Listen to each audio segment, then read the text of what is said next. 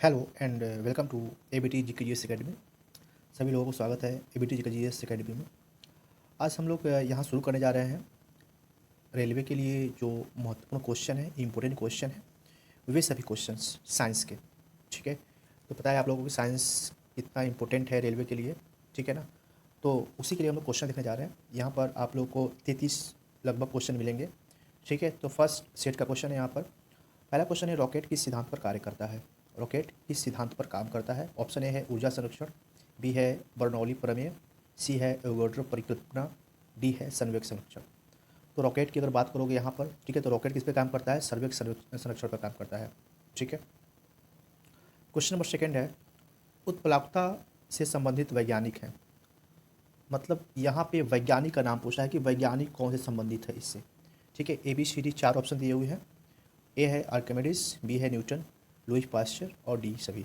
ठीक है, तो यहाँ पर जो सही आंसर होगा वो होगा आर्किमिडीज। आर्किमिडीज जो है यहाँ पे उत्प्लावकता से संबंधित है। आर्किमिडीज प्रिंसिपल आप लोगों ने पढ़ा होगा कभी क्लास 9th और 10th में, है ना।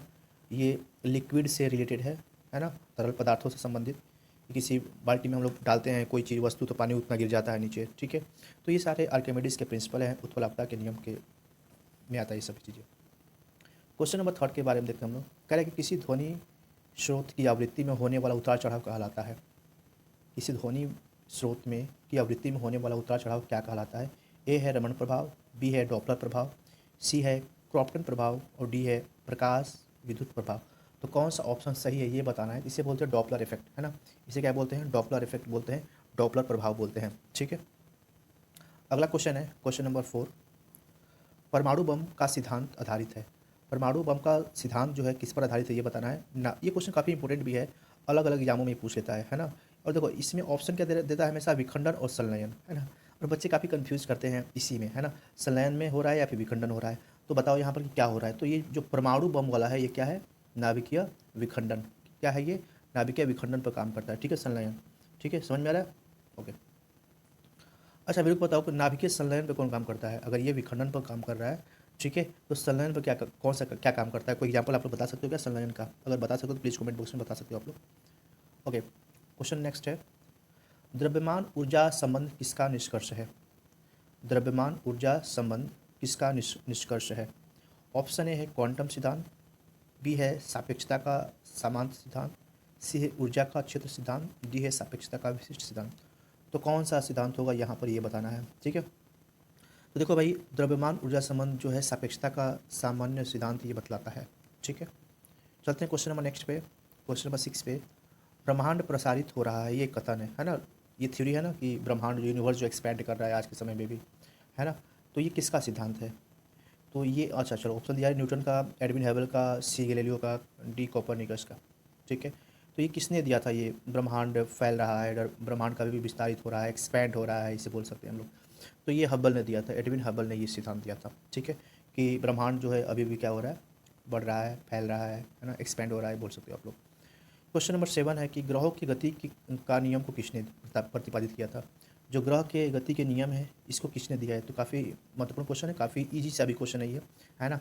तो ये कैप्लर्स ने दिया था, ग्रहों गति के नियम कैप्लर्स ने बहुत सारे नियम दिए हैं। आप लोगों को नियम याद होगा तो ठीक है, अच्छी बात है। ओके, तो आप लोग बता सकते हो क्या कैप्लर्स ने कितने नियम दिए थे ग्रहों की गति के लिए। अगर किसी को आ रहा हो तो प्लीज़ बताएं कमेंट बॉक्स में।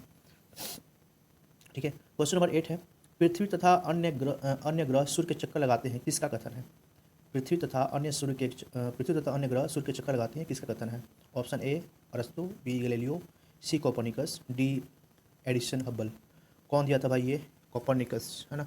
कोपरनिकस ने ये बातें कही थी। क्वेश्चन नंबर 9 है, तारों व सूर्य की ऊर्जा का स्रोत है ना। तारों व सूर्य की ऊर्जा का स्रोत क्या है। फिर से वही क्वेश्चन आ गया है ना, संलयन और विखंडन, या फिर विद्युत चुम्बकीय प्रेरण या फिर विद्युत बल, इसमें से कौन सा है बताओ भाई। ठीक है, तो ये कौन सा होगा, ये संलयन होगा। ठीक है, ये क्या होगा, संलयन। अगला क्वेश्चन है, देखिए लॉ ऑफ फ्लोटिंग सिद्धांत की खोज किसने की थी। लॉ ऑफ फ्लोटिंग की सिद्धांत की खोज किसने की थी ये बताना है। न्यूटन, राइटर, गैलीलियो या फिर आर्किमिडीज, किसने किया था। ठीक है, तो जो सही आंसर है वो है आर्किमिडीज। आर्किमिडीज ने इसका सिद्धांत खोजा था। ठीक है, लॉ ऑफ फ्लोटिंग का। ओके, चलते हैं अगले क्वेश्चन की ओर। नेक्स्ट क्वेश्चन है हमारा, क्वेश्चन नंबर 13 है, कह रहे कि स्याही सोखता किस सिद्धांत पर कार्य करता है। ऑप्शन ए है पृष्ठ तनाव, बी है रसाकर्षण, सी है परासरण और डी कह रहा है कि कोई नहीं। तो किस पे कार्य करता है भाई, तो ये करता है ऑप्शन नंबर सी 13 परासरण पर। ठीक है। ओके, अगला क्वेश्चन है कि आइंस्टाइन को नोबेल पुरस्कार किस लिए मिला था, मतलब किस चीज़ के लिए मिला था, क्या कार्य किए थे ये। तो काफ़ी ये इम्पोर्टेंट क्वेश्चन कह सकते हो, ये काफ़ी महत्वपूर्ण क्वेश्चन ये है ना। ये क्वेश्चन बार बार पूछता है एग्जाम में, किसी भी एग्जाम में पूछ सकता है। ऐसा नहीं कि मैं ये कहूँ किसी आरआरबी में ही आएगा, एलपी में ही आएगा, नहीं ऐसा नहीं है, किसी भी एग्जाम में पूछ सकता है ये क्वेश्चन। ठीक है।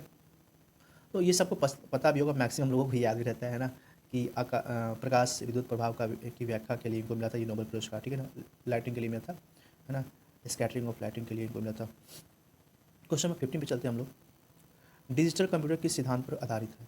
जो डिजिटल कंप्यूटर है वो किस सिद्धांत पर आधारित है कह रहा है।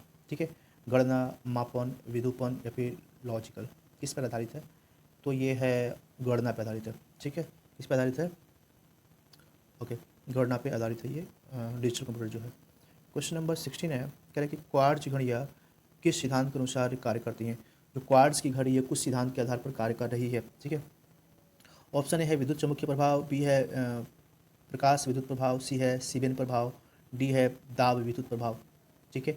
तो आप लोग को सोचना है कि इसमें से कौन सा ऑप्शन सही हो सकता है। तो यहाँ पर जो सही होगा वो होगा दाब विद्युत प्रभाव पे कार्य करती हैं। ठीक है, दाब विद्युत प्रभाव पर कार्य करती हैं घड़ियाँ।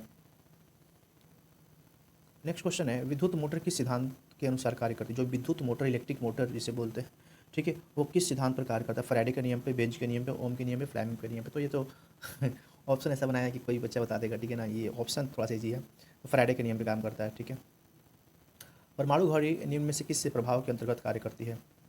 ठीक है, क्वेश्चन थोड़ा सा आसान है। ये परमाणु घड़ी किस निम्न में से किस प्रभाव के अंतर्गत कार्य करती है। ABCD दिया हुआ है, बताओ भाई कौन सा होगा। तो ये होगा कौन सा, पीजो इलेक्ट्रिक प्रभाव। ठीक है, पीजो इलेक्ट्रिक प्रभाव इफेक्ट बोलते हैं, पीजो इलेक्ट्रिक इफेक्ट काम करती है। लेसर किस सिद्धांत पर कार्य करती है ना। लेसर किस सिद्धांत पर काम करती है। विकिरण की उद्दीप्ति उत्सर्जन पे, बी है प्रकाश विद्युत प्रभाव पे, सी है रमन प्रभाव पे, डी कोई नहीं। तो किस में से काम करती है भाई, तो ये काम करती है विकिरण की उद्दीप्ति उत्सर्जन के आधार पर कार्य करती है ये। रडार, एक मिनट थोड़ा मैं इसे नीचे कर लूँ। ओके, रडार की कार्य प्रणाली किस सिद्धांत पर आधारित है। जो रडार होता है, ठीक है ना, बोलते हैं ना कि रडार पे ये चीज़ आ गया है, कोई मिसाइल आ रही है, ऐसी चीज़ें। ठीक है ना, तो वही कह रहे हैं कि रडार की कार्य प्रणाली किस सिद्धांत पर कार्य करती है, फिर आधारित है। ठीक है, तो बताना है इसके बारे में कौन सा होगा ऑप्शन।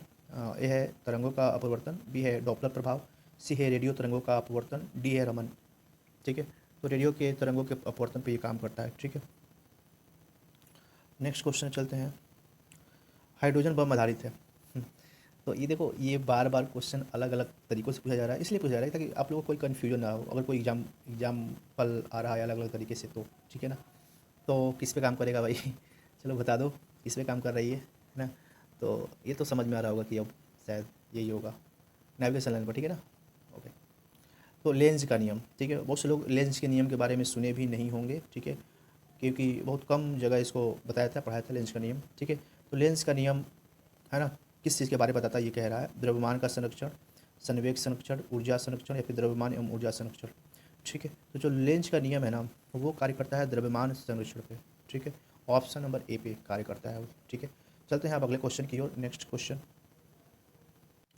क्वेश्चन नंबर 23 है, पृथ्वी की आयु ज्ञात करने में प्रयोग होता है। पृथ्वी की आयु की बात कर रहा है। ठीक है, ध्यान समझना है। तो कौन सा होगा इसमें, carbon dating, germanium dating, uranium dating या फिर उपयुक्त सभी। कौन सा सही है इसमें से ये बताना है। ठीक है, तो इसमें देखो बच्चों, जो सही है वो है यूरेनियम। ठीक है ना, यूरेनियम डेटिंग सही है। यहाँ पर देखो डेटिंग लिखा हुआ है, लेकिन वो डेटिंग होगा। ठीक है ना, मैं इसी को देख के थोड़ा इस्तेमाल कर दिया ये डेटिंग नहीं, डेटिंग होगा। Okay, dating. ओके, अगला क्वेश्चन है नेक्स्ट 24, जीवाश्मों व पेड़ पौधों की आयु ज्ञात करने में प्रयोग की जाती है। ठीक है, तो जो जीवाश्म होते हैं, फॉसिल्स जो होते हैं, उसका हम लोग एज पता करना होता है। तो कैसे ज्ञात करते हैं हम लोग। क्वेश्चन थोड़ा सा आसान है, कोई बता देगा, है ना। तो सही है। ठीक है, पहला क्वेश्चन बिल्कुल सही है। स्टॉक्स का नियम संबंधित है, ये काफ़ी अलग सा क्वेश्चन है। ये सच में एक अलग सा क्वेश्चन है। बहुत कम लोग जो क्लास 12 11 पढ़े होंगे ना, उन्हीं को थोड़ा सा ही पता होगा, अदरवाइज़ नहीं बता सकते कोई लोग जल्दी इसको, है ना। 10 तक वाले नहीं बता पाएंगे इसको। अगर पढ़ेंगे जीके वगैरह तो ठीक है बता सकते हैं, अदरवाइज़ नहीं बता पाएंगे, मैं सच बता रहा हूँ। ठीक है, ओके, तो कौन सा होगा भाई? स्टोक्स का नियम संबंधित है, तो ये द्रव में गिरती हुई गोली से, ठीक है, द्रव में गिरती हुई गोली से संबंधित है, याद रखना इसको, ठीक है ना। तो ऐसे ऐसे क्वेश्चन आ जाते हैं। ओके, चलो क्वेश्चन नंबर 26। किसी चालक के सिरों के बीच विभवांतर उसमें बहने वाली धारा के समानुपाती होता है, यह नियम है। ये किसका नियम है? कहने का मतलब ये है, कह रहे कि किसका नियम है, तो ये कूलॉम का नियम है, फराडे का नियम है, या फिर जूल का नियम है, या फिर ओम का नियम है? किसका नियम है भाई ये? ठीक है, तो बताओ भाई किसका नियम है? तो ये तो सबको पता है ना कि ओम का नियम है ये, क्लास 10 सभी लोग पढ़े होंगे, विद्युत चाल धारा ओम, है ना। चलो ठीक है, क्वेश्चन नंबर 27 देखो। सल्फाइड अयस्कों के सांद्रण की विधि है, सल्फाइड अयस्कों के सांद्रण की विधि कौन सी है? गुरुत्व पृथक्करण विधि, चुंबकीय पृथक्करण विधि, फेन प्लवन विधि, निक्षालन विधि, ठीक है। ये भी क्लास 10 का क्वेश्चन है, ठीक है। जो लोग भी क्लास 10 केमिस्ट्री पढ़े होंगे थोड़ा सा अच्छे से, वो लोग इस क्वेश्चन को कर लेंगे, ठीक है, एनसीईआरटी से, ठीक है। तो ये फ्लेन प्लवन विधि है ये, ठीक है, फेन प्लवन विधि है। चलो, ये सल्फर वाला दिया हुआ है, ठीक है, क्लास 10th वाले में। क्वेश्चन नंबर 28 देखो, कह रहा है कि अयस्क से चुंबकीय अशुद्धियों को दूर करने के लिए प्रयुक्त की जाने वाली विधि है, कौन सी विधि है भाई? गुरुत्व पृथक्करण विधि, चुंबकीय पृथक्करण विधि, फेन प्लवन विधि, या फिर निराक्षण विधि, ठीक है। एक मिनट में थोड़ा सा इसको हटा दे रहा हूँ ताकि अच्छे से दिख जाए। निक्षालन विधि है, ठीक है ना, ऑप्शन डी, ठीक है। तो बताना है कौन सा इसमें से सही आंसर होगा। ओके, चलो, तो देखो भाई इसका वजह से चुंबकीय, ओके, तो ऑप्शन नंबर 20 का जो सही है चुंबकीय पृथक्करण विधि होगा, ठीक है। नेक्स्ट क्वेश्चन है 29, कह रहा है कि प्राकृतिक वर्ण सिद्धांत का प्रतिपादन किया है, किसने किया है? कहने का मतलब ये प्राकृतिक वर्ण सिद्धांत का प्रतिपादन किसने किया है? लेमार्क ने, मेंडल ने, वैलेस ने, या फिर डार्विन ने, ठीक है। तो किसने किया है भाई? तो 29 का डार्विन ने, ठीक है, ठीक है। क्वेश्चन नंबर 30, जीव द्रव्य जीवन का भौतिक आधार है, यह मत दिया है। जीव द्रव्य जीवन का भौतिक आधार है, यह मत किसने दिया? हैक्सले ने, मैलपिगी ने, रॉबर्ट हुक ने, या पाश्चर ने? किसने दिया है भाई ये? तो ये हैक्सले का ये नियम है, ठीक। अगला क्वेश्चन है, उत्परिवर्तन का सिद्धांत दिया था, किसने दिया था उत्परिवर्तन का सिद्धांत? ठीक है, तो माल्थस ने, लेमार्क ने, ह्यूगो ने, या हैक्सले ने? ठीक है, तो ये दिया था, ह्यूगो ने दिया था उत्परिवर्तन का सिद्धांत। तो ऐसे सिद्धांत से क्वेश्चन आ सकते हैं, एक दो क्वेश्चन, है ना, तो इसको याद रखना। नेचुरल सिलेक्शन का सिद्धांत किसने दिया था? ये तो देखो, ये क्वेश्चन सदाबहार क्वेश्चन है, बात साफ है भाई, है ना। ये क्वेश्चन तो आने ही आने रहते हैं मैक्सिमम क्वेश्चन में, ठीक है। तो इसको छोड़ के जाना मुश्किल वाली हो जाएगा, ठीक है, क्योंकि ये बहुत ही ईजी सा क्वेश्चन होता है और हमेशा दे देता है, ठीक है। और सबको पता भी होता है, मैक्सिमम लोगों को तो इसका आंसर भी पता होता है। कौन बताओ? नेचुरल सिलेक्शन, डार्विन, ठीक है। तो सबको पता होता है इसके बारे में, मैक्सिमम लोगों को। चलो क्वेश्चन नंबर 33 हम देख लेते हैं क्या कह रहा है। एक जीन एक एंजाइम सिद्धांत को एक जीन एक एंजाइम सिद्धांत को किसने प्रतिपादित किया था? एक जीन एक एंजाइम, ये सिद्धांत किसने प्रतिपादित किया है, ये बताना है, ठीक है। तो वाटसन क्रिक ने, हरगोविंद खुराना ने, बीबल टैटम ने, भी मॉर्गन ने? किसने किया है भाई? तो ये किए हैं, एक मिनट, ओके, बीबल व टैटम ने, ऑप्शन नंबर सी बिल्कुल सही है। ओके, तो 33 क्वेश्चन हमने देखा साइंस का। आप लोग बताएं कि कितने क्वेश्चन आपके सही हुए हैं, कमेंट बॉक्स में बता सकते हैं, ठीक है। और ऐसे ही वीडियो के लिए हमारे चैनल को सब्सक्राइब करें, शेयर करें और थोड़ा सपोर्ट करें, ताकि हम और भी मैक्सिमम से मैक्सिमम क्वेश्चन ला सकें। ओके, तो मिलते हैं अगले वीडियो में। थैंक्स फॉर लिसनिंग, जय हिंद।